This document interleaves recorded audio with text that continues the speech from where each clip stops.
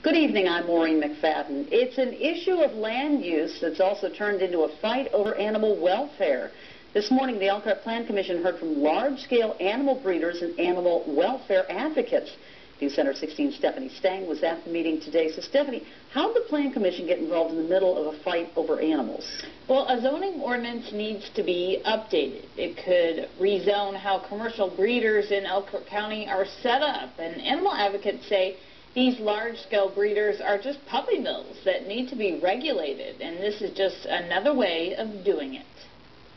It's a public hearing to discuss an Elkhart County zoning ordinance. But the way my property is laid out, I can kind of seclude them. Yet animal advocates are speaking out. You cannot separate land usage totally from the welfare and well-being of animals that are being bred and sold. It's commonly been known as Elkhart's dirty little secret that we have puppy mills. That's because right now in Elkhart there's an outdated zoning law. If you own 4 pets or more, you need a special use zoning permit. There needs to be some sort of a point between just a family that has a couple dogs and an operation that has, or a residence that has maybe a lot of dogs that would impact land use. The Planning Commission wants to define the difference between a hobby breeder, kennel, and commercial breeder, and where a large operation can set up, now requiring 3 acres instead of 40. The consideration now is 50 feet setback from your property line if you're adjacent to another agricultural property.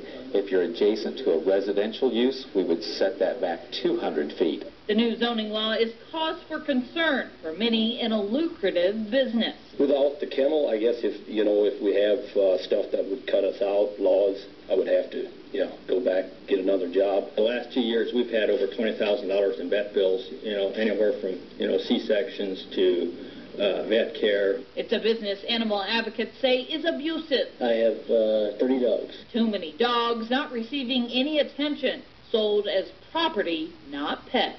These aren't cows, these aren't pigs, these are animals that are living in your household. Today, 12 people spoke at the public hearing. 9 were from the Amish community in favor of zoning that naturally would help their businesses. We asked 5 of them to show us their facilities where the dogs are kept, but they all refused. In the meantime, the Plan Commission tabled the issue, and once they make a decision, it will then be passed on to the county commissioners for a final vote.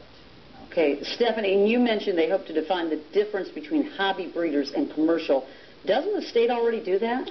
Well, yes, the state passed a law in 2009 after lobbyists wanted to crack down on so-called puppy mills in Indiana.